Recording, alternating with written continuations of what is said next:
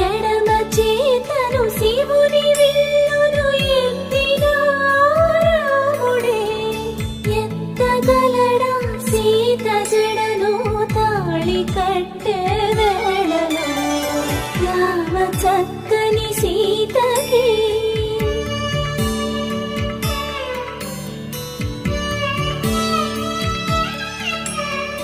ఎర్ర జాబిలి చేయి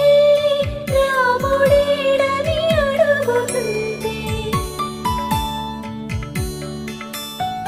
చూడలేదని పెదవి చెప్పే చెప్పలేమని కనులు చెప్పే నల్ల పూసైనా